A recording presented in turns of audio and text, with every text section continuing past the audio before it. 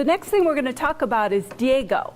And it is a social bookmarking tool that has kind of 3 big ideas. You have a handout on it. The ideas are sharing and collaborating and researching. And I think I kind of took them out of the order that they're on the handout. But it is a tool that is very, very versatile. Educators have certainly attached themselves to it, but it's being used outside of education in business and industry as well. Educators can get free accounts. So when you get an account on Google, you're going to find initially that the free account limits you somewhat. One of the things you're going to want is to set up groups, I think. If you get into this and you say, wow, I really want to use this with my class, and then you see, oh, I can only set up one group, and I have multiple classes, and in that one group I can only have 3 people. How's that going to help me?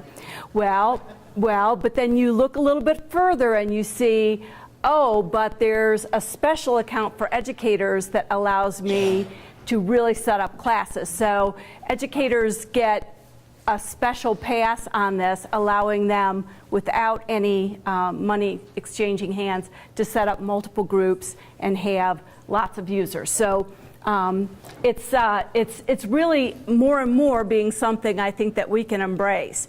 All right, so if you're on our page, I put the links in here for you. If you scroll on down to Diego, I've got a little video introduction, and I want to show you that. It's just a couple minutes, but I think it's going to give you a sense of the utility of this program. And then we're going to sign up for accounts.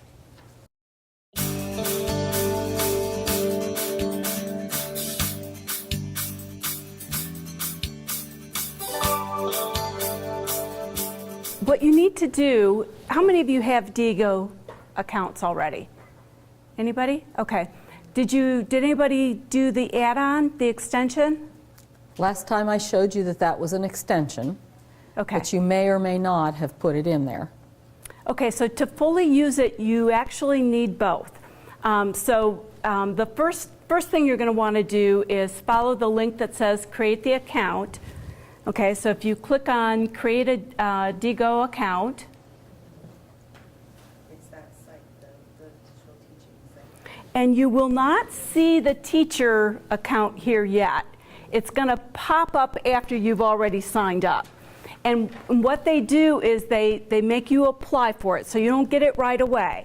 And that's okay, because you're going to need a little time to mess with it, play with it, put some notes in yourself before you introduce it to students. You can still set up your group, and you can still annotate and put some sticky notes in.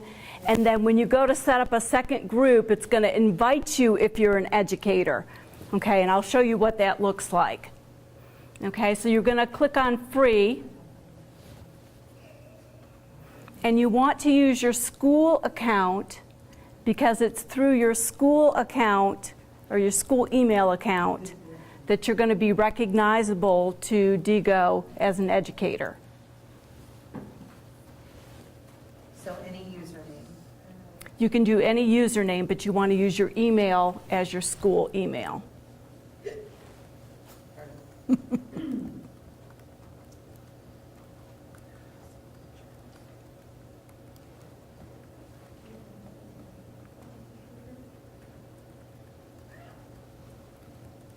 When you say school email account, is it the CPS. CPS-K12.org or is Yes. it CPS-BOE dot something, something? You have 2? Yeah, you can either do short form and the long form. Oh, And some programs are fussy and only want one. I'd use the long Since our form. Google account is with our long one, I would use long one. So Yeah. that's CPS-BOE dot, got it, thank you. They could have made that easier, couldn't they? That is crazy. That is a little crazy. Kathy, would you grab my handbag? I want my other glasses. These glasses aren't working for me. Thank you. There's something going on with my eyes. Yeah, the website is sites.google. Let me get back there just a second. sites.google.com/site.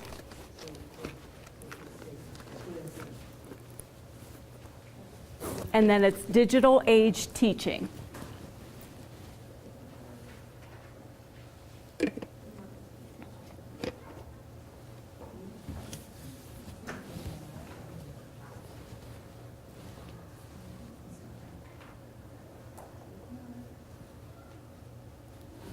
So how will we know that it links to my free teacher account? Well, it hasn't yet, okay? Once you're gonna have to start using it, and you have to set up a group, and then when you go to set up your second group, it's gonna pop you into this new account thing, and it's gonna show you that a teacher account is available. I don't know why it's set up that way. I think it's so that it doesn't show the world that there's this free teacher account. It just starts showing it to you if you are a teacher. That's how it happened for me. I can't explain it. But I've had that happen with other things like VoiceThread too. So I think there must be some rhyme or reason to it. I guess my question, like I got a couple questions, because I'm trying to think of already, like how do they use this? Yeah. So could I make a group of websites that the kids can go to when they're finished with whatever? Yeah, let me try to explain it through my account, okay? So you're looking at my account, I'm logged in right now. And so if you've used any kind of social bookmarking, this might look familiar to you. It looks a little bit like Delicious to me, but it does more things than Delicious would do. So, Delicious right was now, one of the first ones, and it's now gone. So my menu across the top here says My Library, My Network, My Groups, and Community. If I go to My Groups, I only have one group right now. It's the Collab group. And when I went to put another group in here, it asked me if I wanted another account and showed me that the educator account was available. Okay, so I couldn't set up another group. All right, so the Collab community is you guys, and you are able to join my group. If I go to create a group, it shows me this, okay, and it shows me that there's a teacher account. That wasn't available initially, all right? Now, after you get your account set up and you go in and you see My Library and My Groups, and you set up a group, you go to do another group, it's going to show you that. And then it will ask you what school, where you teach, put in your zip code, and then you'll get an email back from them after they've verified that you are who you say you are. So it'll take a day or two, I think. All right? So don't think I'm using this tomorrow. No, but you'll want a little bit of time to mess around with it anyway, okay? So I have been playing with this, and I've gone into a couple different websites, and you can see the fruits of my labor here. One of the websites I went into, I did an annotation. I did a screen capture, and I put a little note in there, wow, this is an interesting story. Okay, I also did some highlighting and put some sticky notes in. Okay, so you can see what I've done there. But I don't think it's as interesting here as if we go into some of the websites and do it. And I'd like to invite you to do that. Before you can do that, you need to add on the extension, and that should be a quick and easy step. There it is. So it should look like this. Now, Okay, and those of you who have already done this, it's okay if you move ahead and start playing with it, because if you go into any website from this point forward, your Digo tools are going to show up for you. extension. We just want Digo.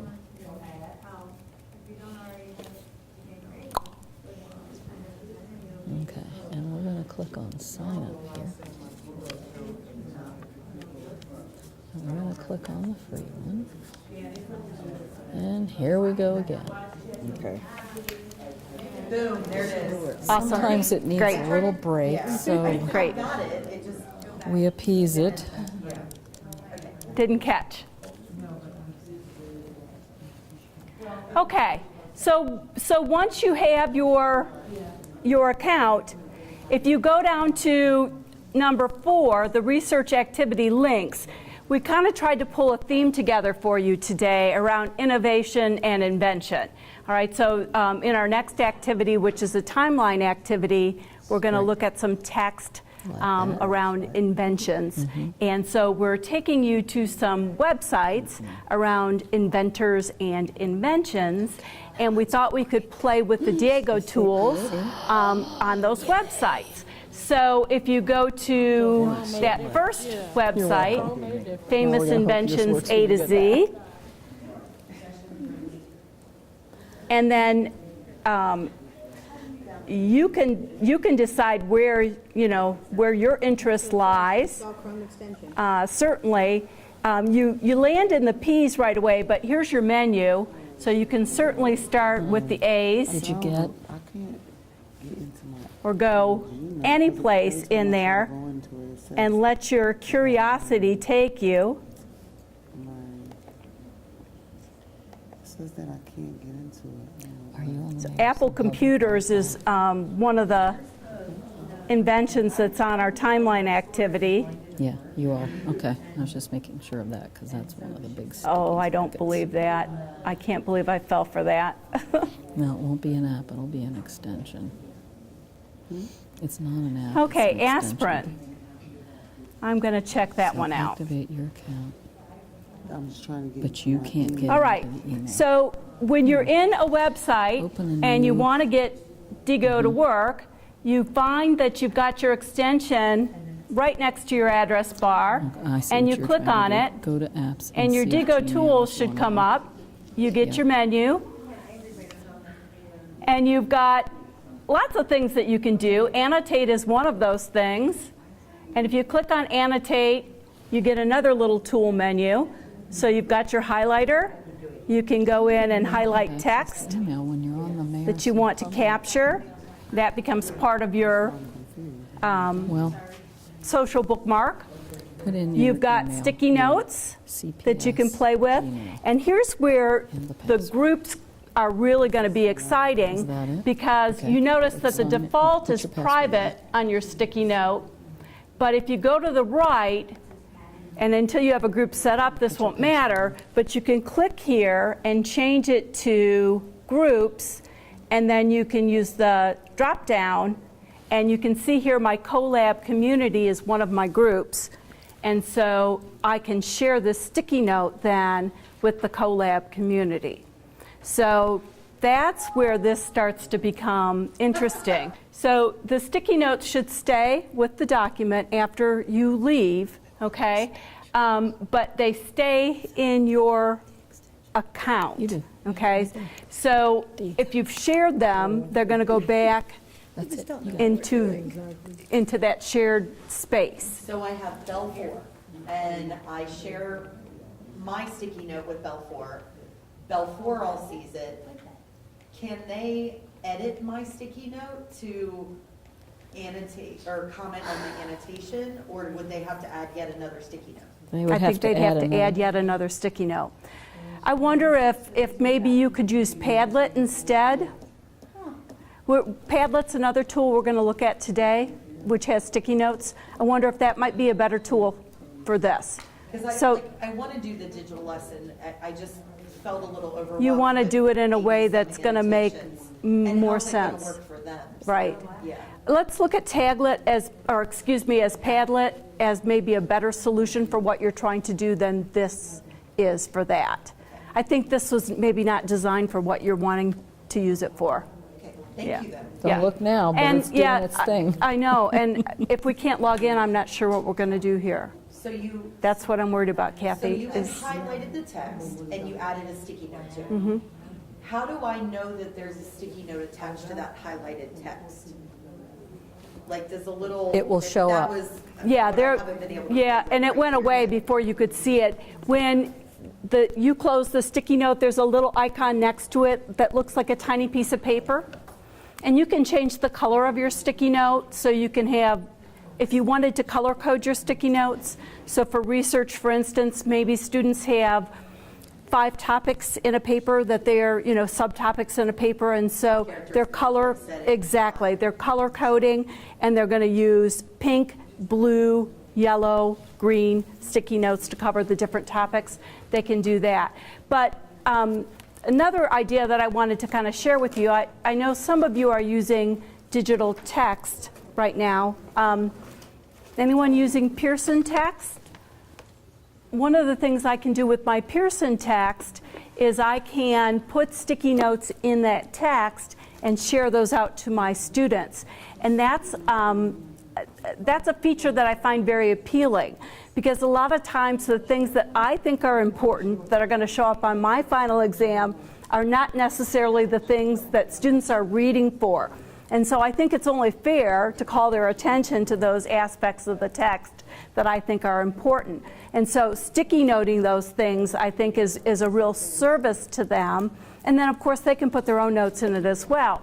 And so I like the idea of being able to annotate web pages and share those notes out to students as well. So I think for group work projects, as Kathy mentioned, this is an incredible tool for collaboration. I think it's an incredible research tool for students to be able to organize their own work. And I think it's an incredible tool for teachers to be able to share and collaborate too. So as we're looking for sites that we want to collect digital resources for our students to read, and we want to share those across our learning communities, this can be a way for us to do that as well. Way to organize things. So now let's figure out what we're going to do with this computer real quick. While you're figuring that out, there were really several different social bookmarking options out there on the web. It started with Delicious, and Digo came in, and maybe some of you have heard of Pinterest. Maybe you use Pinterest. Pinterest allows you to bookmark by pictures. So we live in a very graphical age. And that's why Pinterest is so popular. There's just one little hitch about Pinterest, and it's in the fine, fine, fine print. And that is, if you pin a picture, you need to own the copyright to that picture. Well, I only own the copyright to a picture if I made the picture. And if I'm going to a website, I certainly didn't make that art. So how is Pinterest legal? Well, they have a disclaimer that says they're not liable. The people using it are liable. But here's the workaround on Pinterest, if you want to stay out of that jail. See, I'm the stay out of jail person. If you repin something somebody else pinned, you're okay. Repinning, the original pinner is the one going to jail, not you. Don't worry about the... So if you repin, you're okay. Or the other thing that I honestly believe, but I can't legally guarantee, but I honestly believe, is that if you go to a website and there is a Pinterest icon there, they want you to pin their website. So I think you're safe if they give you the pin. That's like saying, we allow you to do this. Please be our free advertisement. Please, there you go, okay? And there are a lot of those. So Pinterest is another one.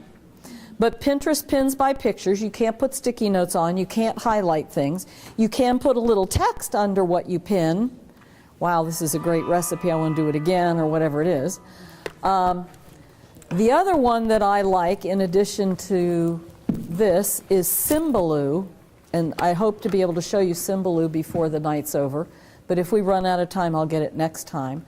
Symbaloo allows you to create web mixes, they call them, of conglomerations of sites. So I can have a word cloud web mix. I can have a teacher tool web mix. I could have a volcanoes web mix. I could have a American history web mix. Web mix is a collection of websites that I can share that web mix out with my students, and my students can click on those websites and go see them.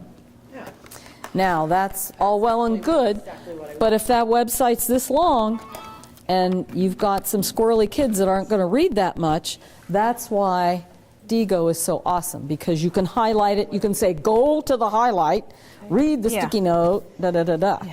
That's why Digo's good, but the other one that I really like is Symbaloo, and I will show you that one. I came back to this page. I'm on a different computer now. She's my math teacher. Okay.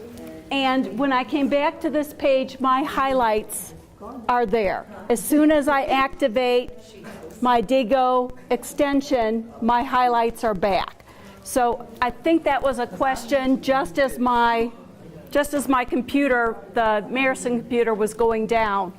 So I switched computers, logged back in, and when I return to a website that I had visited earlier and go to my Digo extension, any annotations I've made to the site return. So any sharing I've done with students will be there when they log in and activate their Digo extensions as well. So did everybody have a chance to play with the tools? The drawing tools are particularly fun. In Diego, yes. Sticky notes are fun. They look just like sticky notes. You can change their color. See, you've got different colors of sticky notes that you can use. So all the kids have to. Okay, and then you save them when you're done.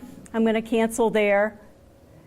Your annotation tools are your pencil, Accounts, right? and you use the little drop down, So if you want them or that's your highlight tool, I'm sorry. and highlight and annotate. When you go into your sticky note, Got it, never mind. in the corner is your Otherwise, if you color want change. To have the Okay. website marked someplace, and then you want them to go in and make comments, you create the groups, and they'll be in the groups. So if you have a bell. Your one, bookmark tool looks kind of like a red bookmark, They will be okay? on And that's where you can tag they and will then sign put a you description in, and also through yours. share to a Ask group. Ellen exactly. And this is where you could create a new group or share to a group that you already have. Now, Ellen, when you create a new group and, Mm-hmm. and people, the students go into that group, do they have to have a Digo account? Students would need to have a Digo account, yes. So even to see something, to respond to something that you had marked on a website, the students would need a Digo account to do that. They would need to have a Digo account. Yeah. Because that's the only way they're going to be able to have a library and organize their stuff. They've got to be able to go into my library, and in order to see things that have been shared with them, they've got to go into that account. How much But it's a free is account. the account going to limit them though? Well, they're not going to be limited because they don't have to create groups if you're creating groups for them. And as long as they only have one group at a time, they should be fine. Okay, cool. They should be fine. Your tools for annotating, you've got to go up to your Diego extension and click on it and get your drop-down menu. Okay, so you go into annotate.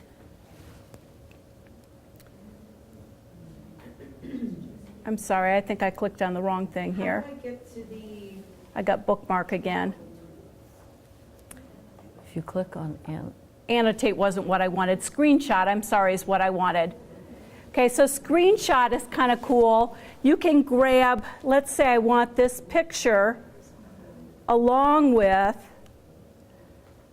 this text that explains that 3 of Louis Pasteur's children died from typhoid fever, which was his motivation to develop the vaccine.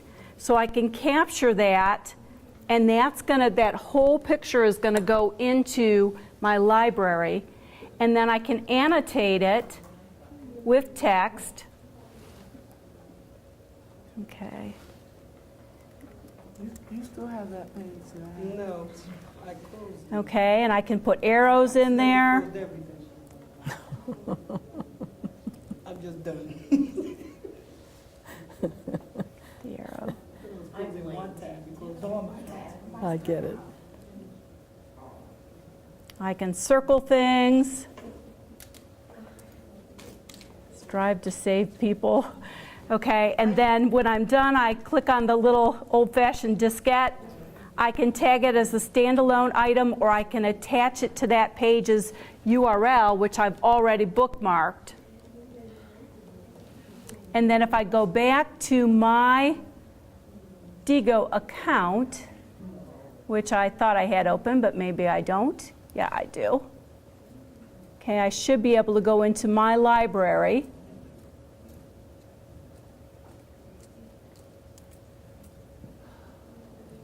And see what I've just placed there, and indeed here it is. So here's my screen capture, and I can pull that back up.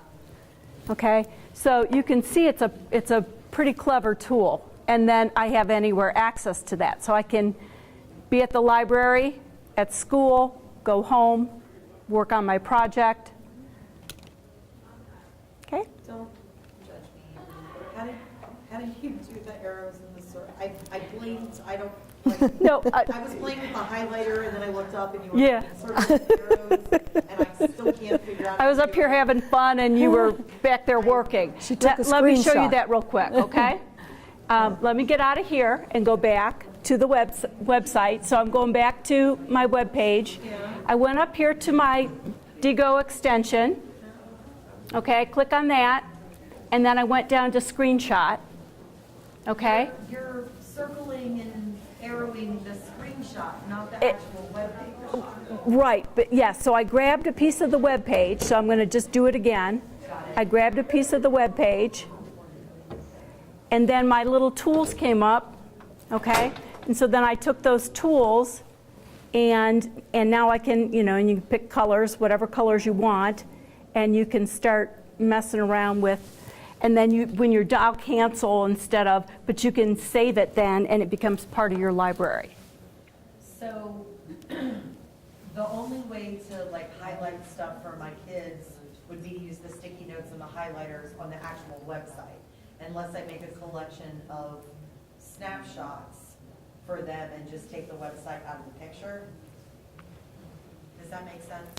No, the website, anything that you put on the website, when they go to the website, they're going to be able to see.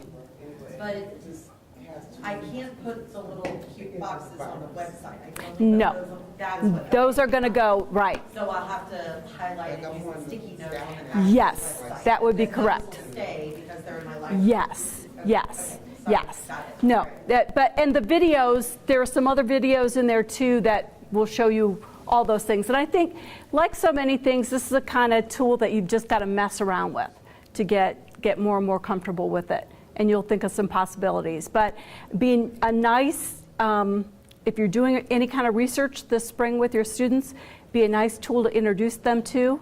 You don't put all your eggs in one basket. You've got print resources and maybe some internet resources for them to research with as well. But this might be a nice way for them to organize their internet resources. Okay. If you wanted a group of students to be able to find their own websites, would you create that as a group under you? I guess you could, yes. And the advantage of doing that would be that you'd have monitoring access. Yeah. What do you mean by that? Well, you would be, if you created the group, then you'd be able to see what the group was doing. So how do I create a group? Well, You haven't done that yet, right? Well, no, your groups, remember your groups, if I go back to my account, your groups you're creating when you, remember there are two parts to Diego. You're logging into your account and then you're using the extension. Okay, so when you're logged into your account, you've got my library, my network, my groups. Okay, so when I go into my groups right now, I've just got you guys, my community. If I want to create a group, I go to create a group. Right now, they're going to try and, right? Okay? But, right. So I'm waiting for them to acknowledge me, and they're going to, because I'm a teacher too. Okay? And then I can create more groups. And when you create a group, I would just add their email addresses into the group. Mm-hmm. So So I got a group, or a bell of 28 kids. Mm-hmm. And I want them to work in groups of 3 to 4 on their research, for their research paper. There is a way when you set up your groups that people can enroll in the groups. And so you could just have your students enroll, as long as they know their logins, they could enroll in the group. Okay, so you could save yourself some work. And it'll walk you through that as you set up your groups. It'll And say, do you want to enroll them or do you want them to self-enroll? But you would still accept them. They ask to enroll and you'd say yes. So you're not going to have Joe Schmo off the street enrolling in your group. I actually think you could have kids collaborating from different bells together by joining, like if you taught history and you had a Civil War, a Revolutionary War, World War I, World War II group, you could have kids from various bells enrolled in the Civil War group, and they could each find their own resources, not sitting next to each other, but bookmarking it in Digo, and they could work across bells. It's kind of If you wanted.